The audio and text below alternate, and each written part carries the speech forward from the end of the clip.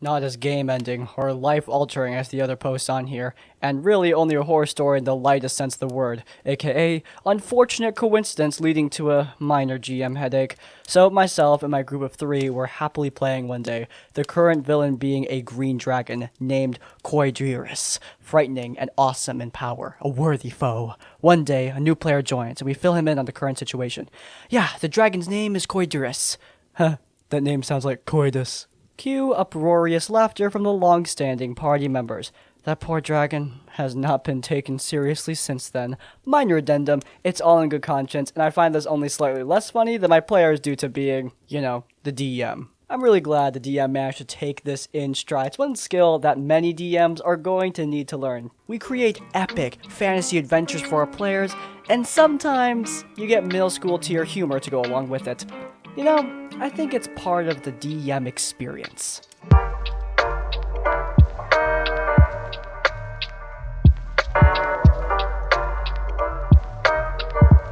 I was talking to some of my friends recently, and they reminded me of this little horror story that happened at the beginning of the pandemic.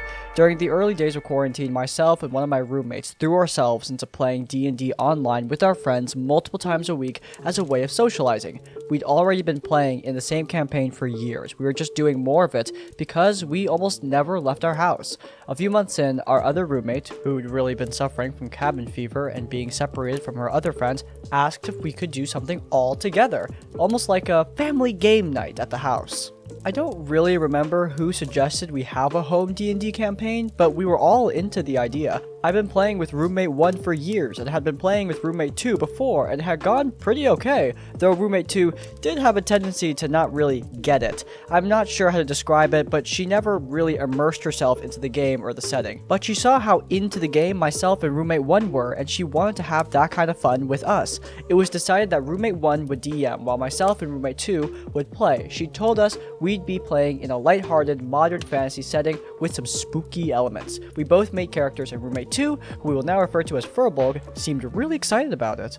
We had 2 sessions. The first was a simple setup session where our characters met and were subjected to spooky happenings in the building we both live in. It was honestly a really creepy and well done set piece, and I could tell how proud the DM was of it. Session 2 picked up after we fought off the monster, and we discovered what was causing it and put an end to the mystery. Our eccentric landlord then offered our characters free rent if we helped her protect the building from more spooky magic. I was having a really good time in the first session. It seemed like Furbolg was too. At the end of the second session, I was invested in tying off all the loose ends of the first mystery and getting ready for the second. Then the Furbolg said something like, "So, we're just gonna be solving problems in the apartment building?" And the DM said something like, "Well, at the beginning, yeah." Which is when Furbolg laughed and said, "Well, that's kinda stupid." I saw all the joy leave the DM's eyes. What is wild to me is that we'd had a session 0, DM explained what sort of campaign it would be, with smaller stakes and a quirky horror comedy feel. Furbolg agreed to all that, but I guess she didn't really understand it. I tried to pipe in at the time and say I was enjoying the game, but also ask what sort of game Furbolg wanted to play, if not this. I said we could shift things a little and make something work. She never really gave a solid answer, just reiterated that this campaign, which she'd agreed to play, was dumb. Suffice to say, we did not end up with a house D&D game. DM actually felt discouraged from ever running a game again since she'd put so much work and effort into this one. It was really heartbreaking to see and disappointing, since I'd really enjoyed the story. We never played in a game with Furbolg again after that. This is the ultimate imposter syndrome fear of all dungeon masters. You put in all of this effort into a campaign, you're really proud of it, you feel like it's going well, and at the end of the session, your players just tell you, "Well, that's stupid." It's an awful feeling. A lot of DMs suffer from imposter syndrome. Now, don't feel like you can't criticize your DM, but if you agree to a certain campaign, and then you play that campaign, and then immediately call it stupid, your intentions are rather questionable, to say the least. This is the kind of player who treats her DM like a tool, like a thing she keeps in her closet and then takes out just to play a game every now and then, not like a person, which is absolutely horrible. Remember, DMs are also people. For a lot of people that goes without saying, but clearly it needs to be said at least occasionally. So yeah, I found this one guy who tried to run a campaign in the Star Wars universe. I don't know what system it was on and probably will never find out. I've always wanted to try a Star Wars campaign because I like this universe, so I applied. The next day, there was a session 0 where DM told us that our player characters would be Jedi Knights, and we had to prepare backstories and appearances for our characters, and he would check and approve them. Okay, so I got to work. I like to write, so I prepared pretty long backstory with a description for my character. His family, his home, even my character's lightsaber had a long story. DM accepted it all, but pointed out that my character did not wear Jedi robes and demanded that I explain it to him. For those who don't know, according to the Star Wars canon, Jedi are allowed to wear whatever they want, and no robes are required, just most adopt them as their basic outfit. So I described in considerable detail why my player character does not wear them. As arguments I gave, for example, that he thinks they are impractical, that he has his own, more suitable clothing, that he brings his tools with him and must have a place to pack them, and Jedi robes have no place to pack them, and that he does not want to show off that he's a Jedi at all. DM, for some reason, was not satisfied. He agreed to my arguments, but demanded that I write in the backstory how my player character was punished for breaking the rules, and in what trouble he got into because of it. I did not understand what was going on, because my character did not break any rules. DM, however, insisted that not wearing Jedi robes was breaking the rules and expectations, and my player character had to be punished somehow. Honestly, I don't want to argue with him, so I agreed, but I still had no idea how my character could be punished for doing something according to the rules, so I asked him about an exemplary punishment that my Jedi could take. DM then announced that if I can't think of something myself, it means that I am not creative enough to play in his game, and kicked me out of the server before I could say anything. I chose the story because the title advertised the very last part, but the bulk of the story is caused by something that always confuses me. Look, I understand DMs wanting player characters to fit into the world. You want player characters that fit into your campaign, and honestly, it makes running the game as a dungeon master way easier. However, when DMs start to nitpick this closely what characters can or cannot do or can and cannot wear, it becomes, truthfully, incredibly annoying in this game where we should be thinking outside the box. These control freaks can really get on the nerves. It's especially irritating in this case because the DM kicked him because he wasn't creative enough, but the DM got mad in the first place because this guy was being creative and thinking about his character outside of the box. Hopefully this player can find a DM that does not enforce a totalitarian dress code. This happened more than a year ago. I was in Adventurers League and the DM decided to run Horde of the Dragon Queen. The entire campaign was full of BS, but let me first introduce the characters. Myself playing a Celestial Warlock, also the only healer in the party for reasons that will soon be apparent. I started the campaign at level 3, only 25 experience away from level 4. I also had a +1 dagger and a healing item from previous sessions. The family: Monk, Cleric, and Druid.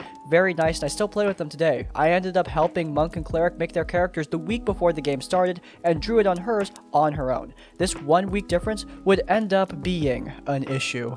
The friends: Fighter and Wizard, friends of the DM and were more used to his playing style. They were occasionally jerks and got worse over time, but weren't the worst part of this game.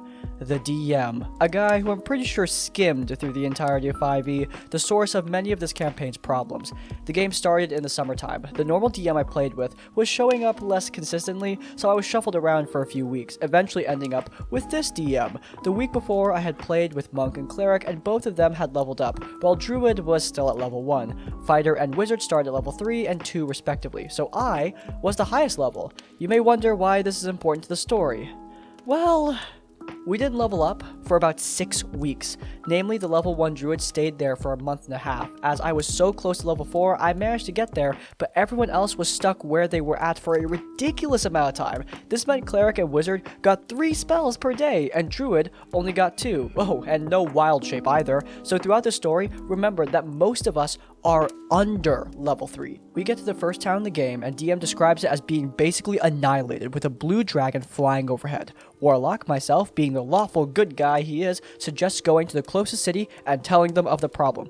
DM tells me no, I can't do that because my character is lawful good, and there might be civilians who need saving. I ask him where. The city is in ruins, so he tells us that no, you can see fires around the town, but most of it is still standing. Okay, I can go with that. We spend a few sessions helping people, killing bandits and cultists, never really got any information out of them because they all immediately when they get captured, or instead manage to escape as soon as the party leaves. It gets ridiculous when we have 2 guys in a dungeon watched by town guards and they still just escape. Whatever, throughout this entire time, DM holding my alignment over my head. At one point I argue, telling him that neither I nor my character are stupid. He then stops afterwards. During this segment, we learn that apparently we are facing both humans and kobolds, but since we don't know what they are, he doesn't tell us. Everyone tells him that kobolds are a good 2 feet shorter than humans, and it shouldn't even require a perception check. He disagrees. He also sometimes decides that there are a bunch of enemies waiting to ambush us within buildings because we made the mistake of not asking for a perception check every turn.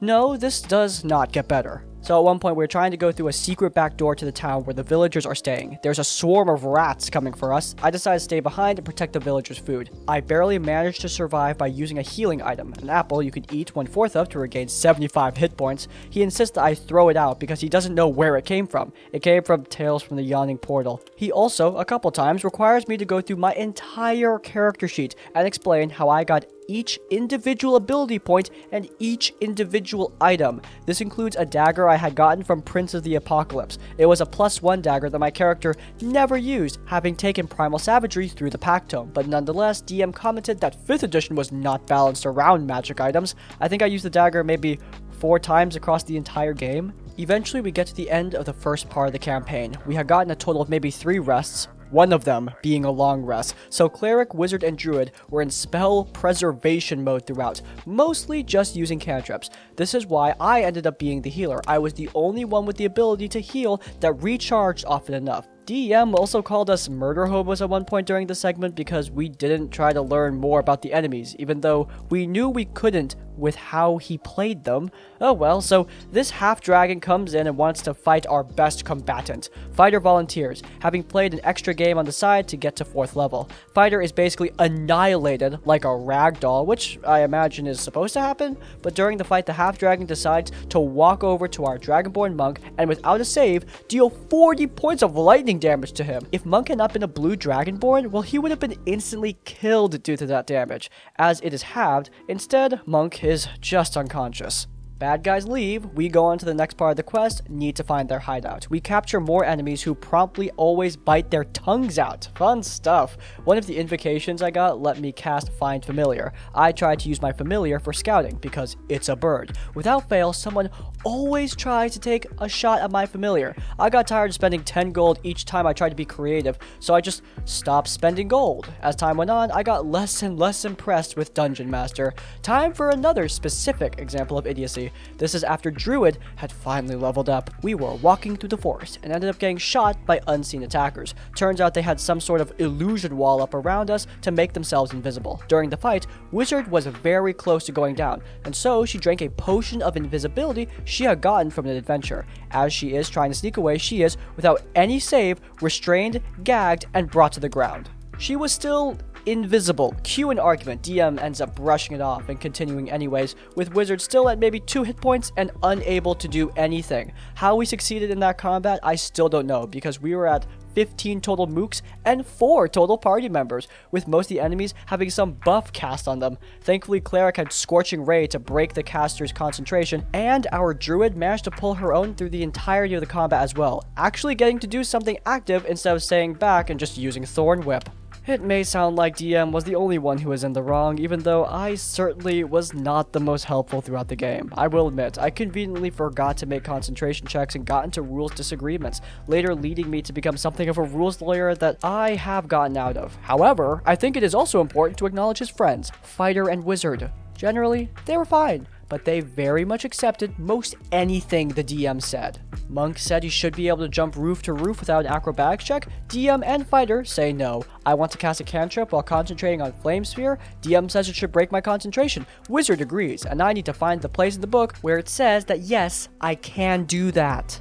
Each day, a fighter comes in with a sandwich and manages to stink up the room we play in for the entirety of it. Fighter also calls the family and me murder hobos at one point. Both of the friends will constantly shush people who are quietly talking about something else during combat, insisting on little to no table talk. Note, I've DM'd games in the same room since, and yeah, it can easily get overwhelmed with voices, but this wasn't even people shouting or talking loudly. This was two people speaking pretty damn softly to each other, sometimes about the game and their plans for their turns, so stuff you basically want to be discussed at the table anyway. So eventually my schedule changes about 3 months into the campaign. I can only make it about 90 minutes after the game starts and tell everyone this. They are okay with it, but it does seem to have a negative effect on the campaign as a whole. Fewer people show up, the family moves to another table, Druid had to do other school stuff, so she stopped showing up as a whole. I miss a lot of stuff in between sessions, but eventually we get into some sort of temple. Me, both friends, and an extra fighter, let's call him Generico, who had just joined, they're all that's left, with everyone but Generico being level 4 or 5.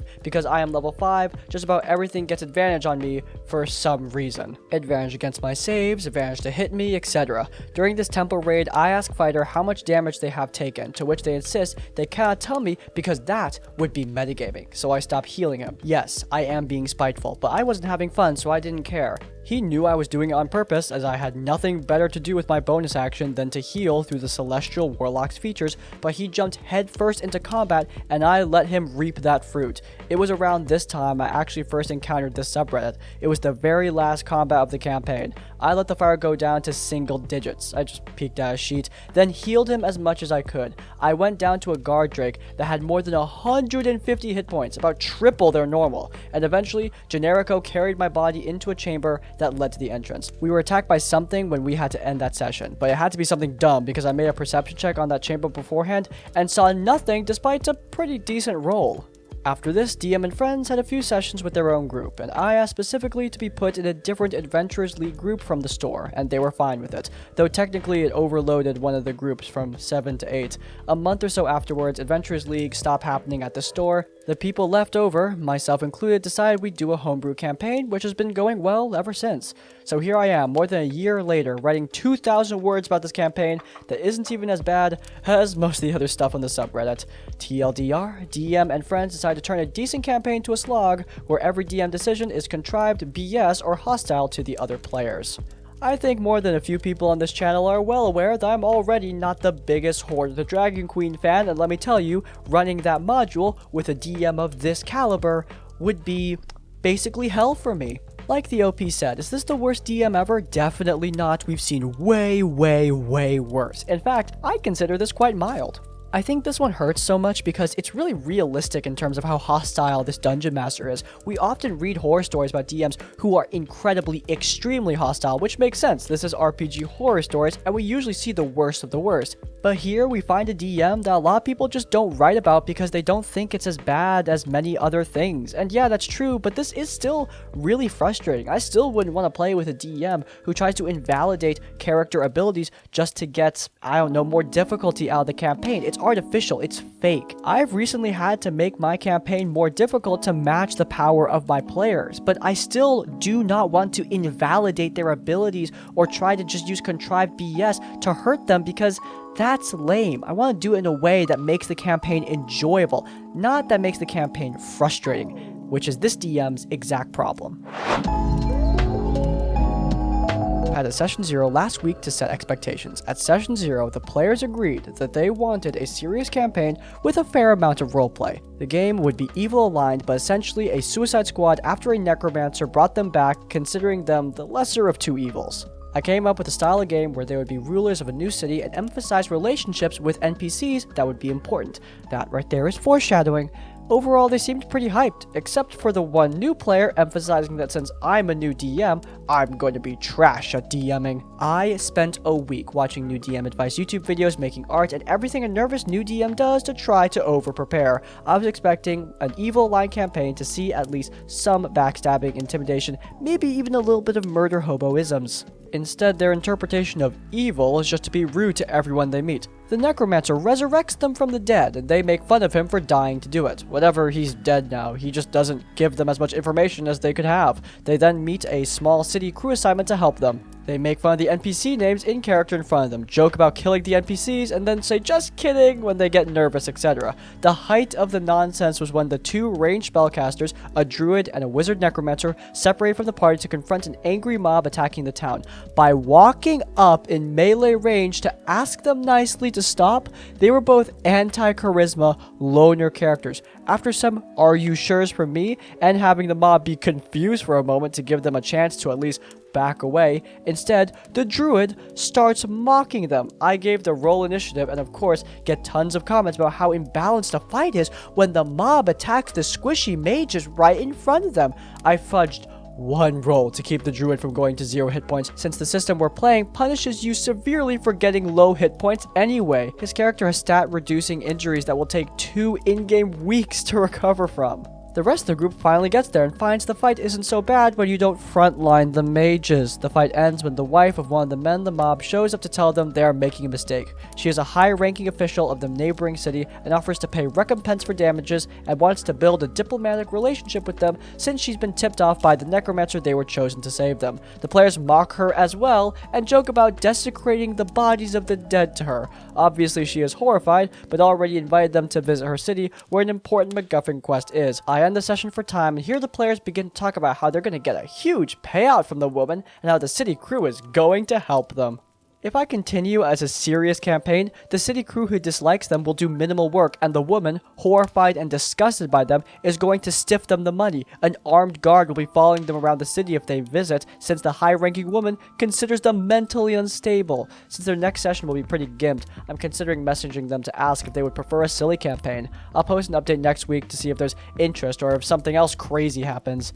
TLDR, group asks for a serious campaign where relationships with NPCs matter. They proceed to mock every NPC in-game to their faces, and squishy mages separate from the group to confront hostiles up close. A big point of advice that I often tell new DMs is to just accept that sometimes your D&D campaign is going to be silly. However, in this case, the DM specifically asked for a serious campaign where relationships with NPCs matters. This is something that the DM qualified and told the players, and they agreed to it, and then this happens. There are silly little slips every now and then, snarky remarks, that sort of thing, comments from the peanut gallery, and then there's just making a mockery of the entire campaign when you agreed to do a serious one. I really respect the DM for being able to run a silly campaign instead of a serious one. I personally would prefer to run a half and half serious and silly campaign, which is something that this group clearly doesn't want. They want a full silly campaign, and I don't think I'd be able to provide that. So massive respect to this DM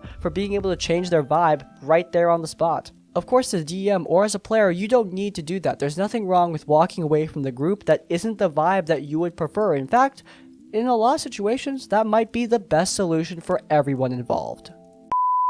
Hello everyone, I forgot to record the outro for today's video, but worry not, I am on vacation now, recording the outro. So anyway, thank you so much to Underwood Beats for remixing the intro song. I made the visuals, they made the music, and they did a great job. If you guys enjoyed that and enjoyed the rest of the video, then please do leave a like. If you want to see more of my content, then you can check out our Q and Play series where I answer your questions in a rambly, unscripted format while playing some video games. And while you're there in the card, subscribe to Crispy's Tavern to get more of our content right as it comes out. And finally, if you want to leave your own stories or thoughts, go down to the comments down below. If you can't think of a comment, leave the comment. Take it seriously to let me know you made it to the end of the video. And this is like, comment, subscribe. I will see you all next time. Farewell.